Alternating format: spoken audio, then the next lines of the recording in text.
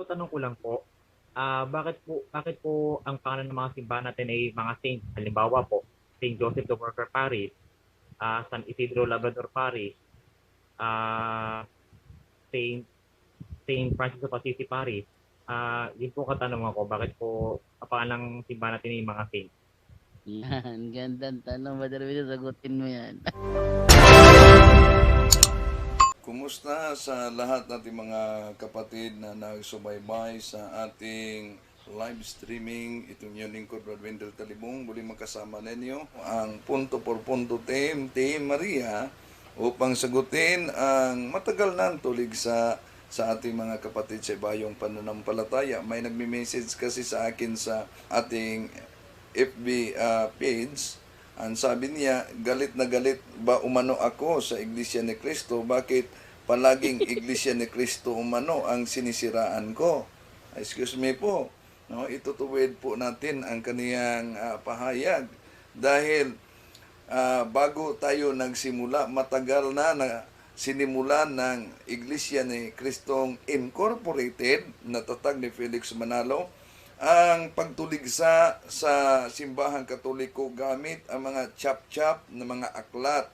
Kaya sinagot natin ito punto por punto dahil alam natin na ang kasinungalingan pag ito'y palaging inulit-ulit ay magmukha talagang parang katotohanan, lalo na sa mga kapatid natin na kulang ang kaalaman. Brajando? At saka, ah, ah, Badwinder, at saka isa pa, doon sa mga nakaranas po na dumalo sa kanilang pamamahayag, hindi naman lingid sa kanilang kaalaman na talagang katoliko tinitira sa kanilang mga pamamahayag, hindi po ba? Kaya yung ginagawa po natin, gaya ng ginagawa ni Brother Winder, pagsagot lamang po kasi nag-i-invite sila ng Katoliko. Kung yung Katoliko nakadalo doon, tapos binasahan nila na kung ano-anong ano, siyempre mag-iiba yung isip nun. No? At kung hindi maagapan, baka tuluyan ng talikor na pananampalatayang Katoliko. So, noon pa, wala pa tong yung YouTube channel mo, Brother Wendell, wala pa yon. Wala pa itong punto por punto, ginagawa na po nila yan. Actually, yan po ang batayan ng mga nasa nakadalo sa kanilang pamamahayag. No, sa brother Jando, tama po 'yon na hindi naman po talaga tayo no nanunuligsa. Tayo po ay sumasagot. Kaya nga tinawag tayong apologist, no? Apologetic na derived from the Greek word apologetikos, mean to defend, no? Dumidepensa lang po tayo, hindi po tayo umaatake dito.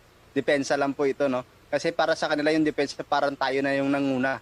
Tayo po ay sumasagot lamang sa kanilang mga matagal ng tuligsa. Tama po si Brother Jando. Wala pa pong program na ganito. Sila po ay matagal nang nagpo-program, matagal na pong merong propaganda, matagal nang sinisiraan yung simbahang Katoliko. Tayo po ngayon ay sagot, no, ng simbahan. At ang tanong niya ay, pwede po bang next topic ay about sa pagsamba, pagluhod, paghingi ng proteksyon mula sa mga santo, kung anong mga Bible verses pang defend dito. Salamat po. Please tag me if yun po magiging topic. Gusto ko pong maliwanagan sa part na yun. Salamat. At saka, sana naman, maganda tong ganito, may nagre-request ng topic. Yan. Brother Wendell, ikaw ang ano niyan. Ang tanong ni Brad Glenn Diaz, no? Pwede Glenn po bang Diaz. itapik natin yung pagsamba, pagluhod, paghingi ng proteksyon mula sa mga santo, at kung ano na verses ng Bible na dapat gamitin nito. Palagi na natin itong sinagot. Ang pagkakaroon ba ng mga rebulto o imahin sa loob ng simbahan ay masama ba at mariing ipinagbabawal? O hindi ba ito masama? Dapat atin unang tatalakayin ito bago ang naturang pagpupunas, paghingi ng panalangin sa mga santo. Dahil ayon sa mga 70 Adventist at sa Iglesia ni Cristo, wala pang santo na nakaakyat sa langit umano. Yun ang kanilang argumento. Dahil ang kanilang pahayag at pananampalataya Ang katawan, ito ang kaluluwa. At kung patay ang katawan, ay patay din ang kaluluwa. Kaya hintay sa pagbalik ng ating Panginoong Hesus. Kaya ayon kay Eliseo Soriano, na sabay-sabay silang aakyat umano. So, sa ngayon, sa ating mga kapatid sa ibayong pananampalataya, wala pang santo na nakaakyat sa langit para sa kanilang tatalakayin natin yan, mga kapatid. So, una, kung tingnan natin, Brother Jando, Brother Romel at mga kasama, ang Biblia, mabasa po tayo na iba't ibang mga talata sa Biblia tungkol sa mga imahen o larawan o kaya estatwa na makita natin sa templo mismo ng Diyos sa Jerusalem. Brother Jando, pakibasa po sa New American Bible sa Ezekiel Kapitulo 41, versikulo 17 hanggang 19. Ito po, ang sabi po sa Ezekiel, sabi dito, as high as the lintel of the door, even into the interior part of the temple as well as outside, on every wall, on every side, in both the inner and outer rooms were carved, with the figures of cherubim and palm trees between every two cherubim. Each cherubim had two faces, a man's face looking at the palm tree on one side, and a lion's face looking at a palm tree on the other. Thus they were figured on every side throughout the whole temple. From the ground to the lintel of the door, the cherubim and palm trees were carved on the walls. Okay, so napakalinaw na ang templo ng Diyos pala, kahit sa salin, may mga banal na imahen. At hindi lang yan. Sa New Jerusalem Bible, Brajando, sa 1 Kings chapter 6, verse 29. All round the temple walls, he carved figures of winged creatures, palm trees, and rosettes, both inside and outside. Napakalinaw mga kapatid na sa loob pala ng templo ng Diyos, mula pa sa lumang tipan ay makikita na natin ang una, imahen ng mukha ng tao. Ay meron ding inanyuan ng nilalang na may pakpak. Ay meron ding imahen ng leon. Meron ding imahen ng oxen. At lahat na ito ay disenyo, pinaplano at ginawa ni Haring Salomon ng Huda noon. Pero ang malaking tanong, mga kapatid, tungkol dyan, nagalit ba ang Diyos tungkol sa mga imahen sa loob ng templo? Hindi po. Wala po tayong mababasa sa Biblia na nagalit ang Diyos kay Haring Salomon. O ipinagiba niya ang templo ng Diyos dahil merong mga imahen ng mga santo o imahen ng kirubin. Tanong, inutos ba ito ng Diyos, letra por letra na ipagawa kay Haring Solomon? Wala po tayong mabasa, Brajando, na ipinag-utos ng Diyos ang paggawa ng naturang mga imahen at ilagay sa loob ng templo ng Diyos, letra por letra. Kaya katulad din ng mga Katoliko, ay walang masama mga kapatid, walang paglabag sa pagkakaroon ng mga banal na imahen o mga estatwa sa loob mismo ng simbahan. Kaya batay sa tinatalakay natin at sa naturang talata, Ezekiel Kapitulo 41, versikulo 17 hanggang 22, mga kapatid. Napakalinaw po, napakalinaw sa sikat ng araw na ang templo pala ng Diyos may mga banal na imahen. Kaya kung kayo'y pumasok sa isang kinikilalang templo, ngunit ni isa walang imahen, abay, parang budiga na yata yan. No? So, ngayon, dito tayo sa pagluhod, Brajando. Ang pagluhod ba ay pagdiyos na? Yun ang tanong. No? Dahil narinig natin, galing mismo sa isang ministro na ang pagluhod, katumbas niyan ay pagsamba. Yung pagluhod, katumbas dun, pagsamba eh. O pagdiyos na. So, lilinawin natin, mga kapatid, itong isa sa mga tuligsa laban nating mga Katoliko na sinasamba natin ang mga Diyos-Diyosan umano mga santo dahil lumuluhod umano tayo sa harap nito. At isa sa kanilang paulit-ulit na ginagamit, mga kapatid, kung bakit niluhuran umano ang mga imahen at niyuyukuran natin, malinaw umano na binanggit sa Biblia sa Exodo Kapitulo 20, versikulo 4 hanggang 5. Pakibasa po, Bradyando. Huwag kang gagawa para sa iyo ng larawang inanyuan o ng kawangis man ng anumang anyong nasa itaas sa langit o ng nasa ibaba sa lupa o ng nasa tubig sa ilalim ng lupa. Huwag mong yuyukuran sila o paglingkuran man sila, sapagkat akong Panginoon mong Diyos ay Diyos na mapanibughuin, na aking dinadalawang katampalasanan ng mga magulang sa mga anak, hanggang sa ikatlo at ikaapat na sali ng lahi ng mga napupuot sa akin. Batay sa binasa ni Bradyando na huwag yumukod para sambahin ang ibang Diyos. Ibang Diyos, false God. Ayon sa Harper's Bible Dictionary, all idols are images, but not all religious images are idols. Yun ang tinatawag na Diyos-Diyosan. Ang tanong, mga Diyos-Diyosan ba ang mga santo? Si Santa Maria ay Diyos-Diyosan ba?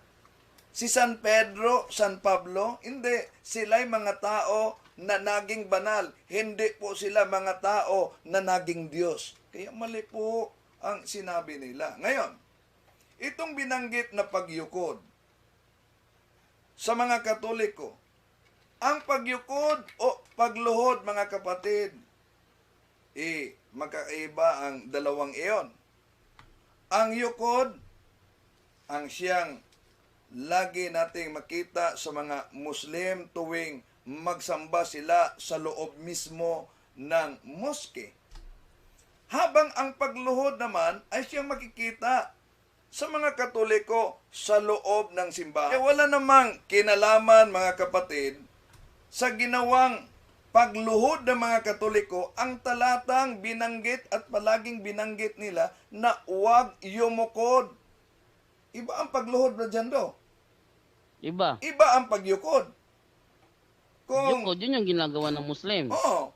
Kung titingnan natin, mga kapatid, kahit sa panahon ni Haring David, may naganap na pagluhod sa loob mismo ng templo. Bradyando, pakibasa Psalm chapter 95, verse 6. O magsiparito kayo, tayo'y magsisamba at magsiyukod. Tayo'y magsiluhod sa harap ng Panginoon na may lalang sa atin. Ang kanilang konklusyon, napakalinaw. Sa awit, Kapitulo 95, versikulo 6, ang pagluhod, katumbas niyan ay pagsamba. Yung pagluhod, katumbas dun, pagsamba eh. Nako, napakalinaw po, mga kapatid. Magkahiwalay ang binanggit na sumamba at lumuluhod. Kaya hindi sila magkakatulad. At utos na gawin iyan. Kung tingnan natin ang awit, Kapitulo 138, versikulo 1 hanggang 2, Bradyando. Yahweh, ako'y buong puso nga awit ng pasalamat sa harap ng ibang Diyos. Pupurihin kitang ganap. Sa harap ng iyong templo ay yuyukod at gagalang. Pupurihin kita roon. Pupurihin ang iyong ngalan. Dahilan sa pag-ibig mo at sa iyong katapatan. Ika'y tunay na dakila, pati iyong kautusan. Napakalinaw po, mga kapatid, na yuyukod sa harap ng iyong templo. Ano po ba ang nasa loob ng templo? Kung balikan natin ang Ezekiel 41, 17, 19, Bradyando. Ang loob naman ng templo ay balot ng tablang kasintaas ng pinto at may ukit na larawan ng palmera at kirubin. Salita ng larawan ng palmera at kirubin. Bawat kirubin ay may dalawang mukha. Isa ay mukha ng tao, mukha naman ng leon ng isa. Ang mga ito ay magkatalikod at parehong nakatingin sa puno ng palmera. Ganito ang larawang nakaukit sa lahat ng dingding ng templo. So napakalinaw na ang templo ng Diyos ay may mga nakaukit na larawan. At sa unang hari, Kapitulo 6, versikulo 29, magandang balita, Biblia, Brad Jando. Ang buong dingding ng templo, maging sa dakong kabanal-banalan at sa dakong banal, ay may ukit na mga kerubin, punong palma at mga bulaklak. Mga kapatid, napakalinaw po. Mga inukitan ng mga inanyo ang revoltot imahen na makikita sa lahat ng panig ng templo sa loob at labas. Ano po ang ginagawa ng mga tao sa loob ng templo habang sila'y manalangin? Tingnan natin, Brad Jando, magandang balita, Biblia, unang hari, Kapitulo 8, versikulo 54. Nakaluhod si Solomon sa harap ng altar ni Yahweh at nakataas ang mga kamay samantalang nananalangin nang matapos ang kanyang pananawagan kay Yahweh. So napakalinaw. Unang hari 8:54 at idagdag natin ang Josue Kapitulo 7 versikulo 6, magandang balita, Biblia. Pinunit ni Josue at ng pinuno ng Israel ang kanilang kasuutan. Dahil sa matinding paghihinagpis, nagpatira pa sila sa harap ng kabanantipan ni Yahweh. Naglagay din sila ng abo sa ulo bilang tanda ng kalungkutan hanggang sa paglubog ng araw. So napakalinaw mga kapatid na si Haring Solomon lumuhod habang nanalangin sa harap ng kabanang tipan, yung tinatawag na Ark of Covenant, na may inanyuang rebulto ng kirubin na nasa itaas sa Exodo Kapitulo 25, 19, 22, Brajando. Tig isa sa magkabilang dulo, ihihinang ang mga kerubin upang ito at ang luklukan ng awa ay maging iisang piraso. Gawin mong magkaharap ang dalawang kerubin na parehong nakatungo at nakabuka ang mga pakpak at nilulukuban ang luklukan ng awa. Ilagay mo rito sa ibabaw ng kaban na kinalalagyan ng dalawang tapyas na bato ng kautosang ibibigay ko sa iyo. Doon tayo magtatagpo sa luklukan ng awa. Sa pagitan ng dalawang kerubin, doon ko ibibigay sa iyo ang kautusan ko sa mga Israelita. Kung si Haring Solomon ay lumuluhod habang nanalangin sa harap ng kabanang tipan, mga kapatid, ganun din ang ginawa ni Propeta Joshua. Nagpatira pa habang nanalangin sa harap na ito. Nauna nang binasa ni Brad Jando. Ibig bang sabihin na sinasamba at diniyos na nila ang mga inanyuang kerubin na nasa kabanang tipan? Natural, hindi mga kapatid. Katulad din ang mga Katoliko, lumuluhod habang nanalangin sa harap ng inanyuhang imahe ng mga santo. Pero hindi po sila diniyos nating mga Katoliko. Isa sa kanilang paulit-ulit din na tuligsa, bakit kung hindi niyo diniyos, bakit po kayo humihipo sa mga imahen, mga santo? Bakit po kailangan may pahalik? Okay, mga kapatid. Ibig sabihin, Brother Wendell, yan din yung naramdaman ko dati. Yan yung sinabi ko sa pastor namin na sabi ni Father Marvin ba yon, Brother Wendell? Marvin ba yon, yung dating pari sa katedral? Katedral, Sabi kasi ni Father Marvin, wala daw silang Diyos. Sabi naman niya, kung meron Diyos-Diyosan, sino? Sabi ko, yung mga ribulto. Sabi sa akin ni Father Marvin is, meron ka bang batayan na yung ribulto, yun ang aming Diyos? Ang pinagugutan ko, ba't kayo nakaluhod? Ibig sabihin pala, Brother Wendell, yung amin palang paghuhusga sa mga Katoliko is batay lamang sa aming nakikita. At hindi batay sa aral, hindi batay lang sa aming nakikita. At hindi nila alam ang opisyal na turo at aral ng simbahang Katoliko, kaya inaatake na nila agad. So, una mga kapatid, bakit po ba inihepo, inahalikan yung mga imahen umano?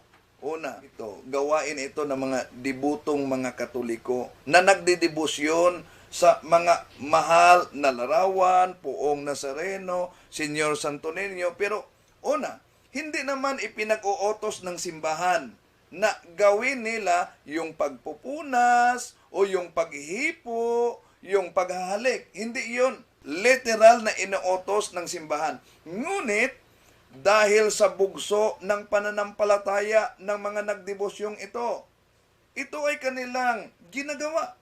Ngunit hindi po natin maaring ikundina sila sa kanilang ginagawa, mga kapatid. Dahil maging sa Biblia ay nangyari. Alam kaya nila ito? Na kahit sa Biblia nangyari yung paghihipo.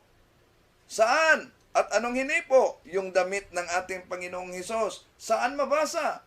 Marcos Kapitulo 5, versikulo 27 hanggang 29, Brad Jando.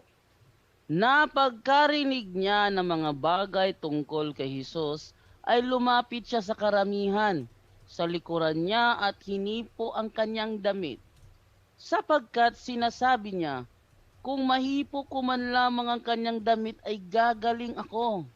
At pagdakay naampat ang kanyang agas at kanyang naramdaman sa kanyang katawan na magaling na siya sa salot niya. Hindi naman inuutos ng ating Panginoon na hipuin siya o maging ang kanyang damit. Hipuin ninyo upang magaling kayo.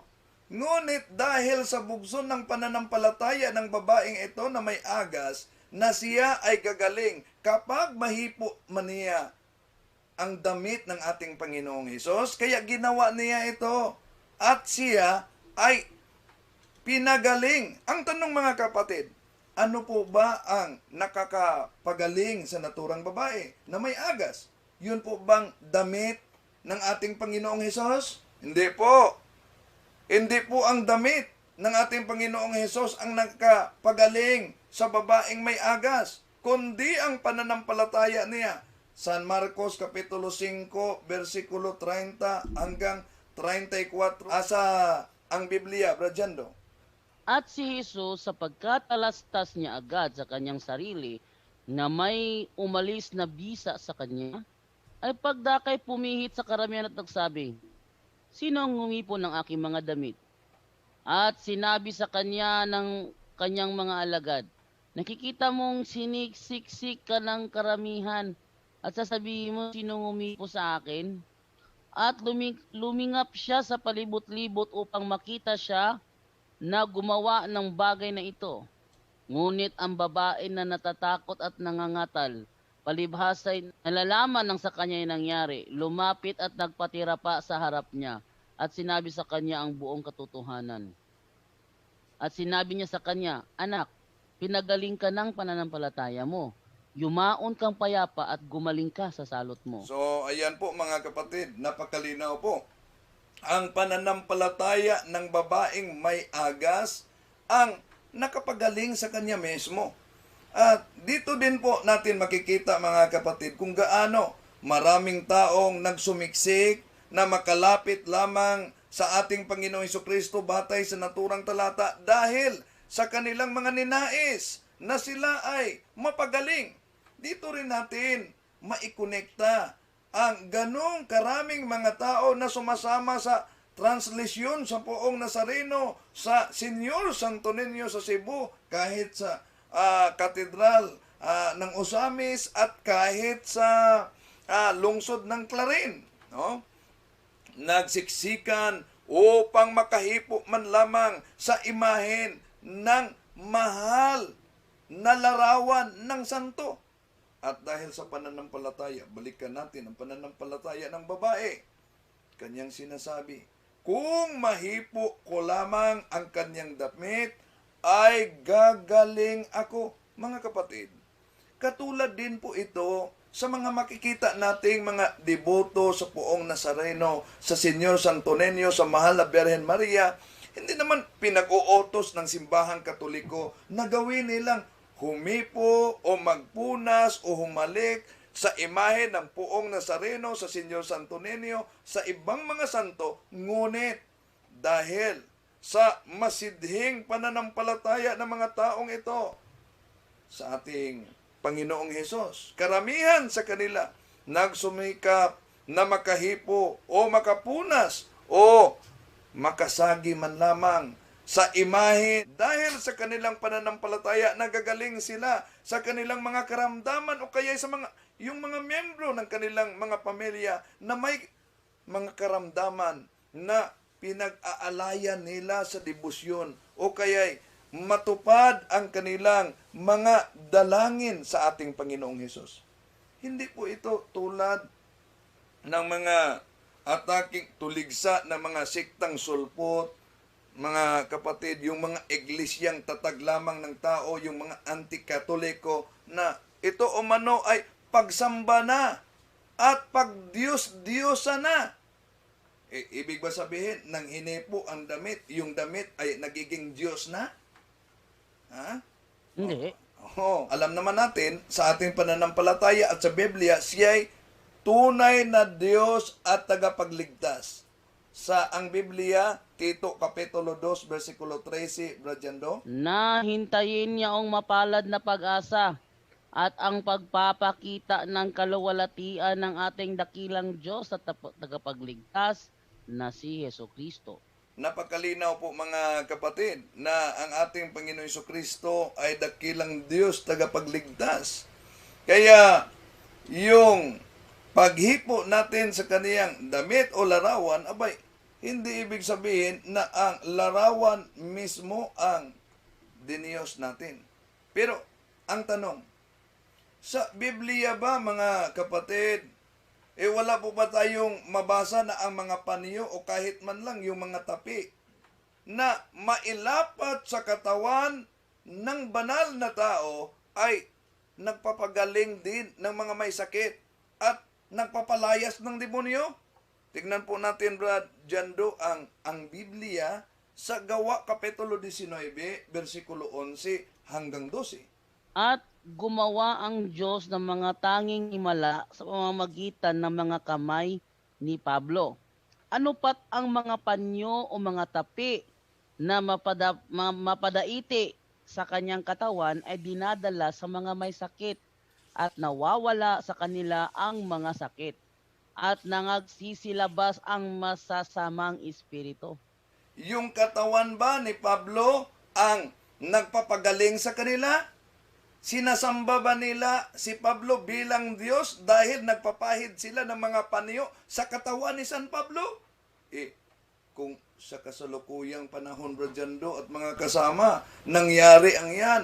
Itong mga nagsusulputang sekta, ang unang tiyak magtuligsa kay San Pablo, yung ginawa ng mga tagasunod at sumasampalataya sa iyo ay nagpapahid ng panyo sa katawan mo. Gamit din ang kanilang tapi. Bawal yan. Baka aakusahan nila si San Pablo na siya ay Diyos ng mga tao. Kaya mga kapatid, ganito din natin maikunikta ang mga deboto ng simbahang Katoliko sa pagpahid, pagpunas ng mga panyo sa imahen ng mga santo. Bradyando? Okay, thank you. So, tanungan portion na tayo. Brother John Samonte, pasok. Good evening po, Brother Chando, Brother Wendell, good evening. Brother Romel, bibilis ako na po pagkatanong para mapagtanong po yung iba. Brother Chando, tanong ko lang po, bakit po ang pangalan ng mga simbahan natin ay mga saints? Halimbawa po, St. Joseph the Worker Parish, San Isidro Labrador Parish, Saint Francis of Assisi Parish. Yun po katanungan ko, bakit po ang simbahan natin ay mga saints? Yan, gandang tanong. Madali sagutin mo yan. Okay, maraming salamat sa naturang katanungan. Bakit po na may mga pangalang santo ang mga simbahan? Dahil ang simbahan natin ay simbahan ng mga santo. Unang Korinto 14:33, Bradyando. For God is not the author of confusion, but of peace, as in all churches of the saints. Okay, so napakalinaw na ang ating simbahan ay simbahan ng mga santo. At pumili, bawat lungsod may pinili na mga santo na bayani ng ating pananampalataya. No? Sila ang itinuturing natin na patron, sila ang bayani ng ating pananampalataya. Hindi lang yan, sa canon law natin. Sa canon law, alam ba natin na kahit yung bago binyagan ang bata, dapat ang kanyang pangalan ay kunin sa pangalan ng santo. Ayon sa canon law. Kaya nga, kung tandaan natin, ayon sa Pasugo Magazine, si Felix Manalo, bago siya humiwalay sa pananampalataya, siya po'y Katoliko. Kaya bininyagan siya sa simbahang Katoliko sa pangalan ng santo, Saint Felix. Galing yan sa santo. Ngunit, nagiging heretiko. Brad Jando? Santong Yeritiko. Thank you, Brother John Samonte. Thank you po sa inyo, Brother Jando. God bless po sa inyo. To make his message known is our responsibility. So here we are to pledge our lives to the Lord of eternity. I am Catholic, I am alive, I am the gospel, I am the light. I am Catholic, I am alive, I am the leaven, the salt and light. I am Catholic, I am alive.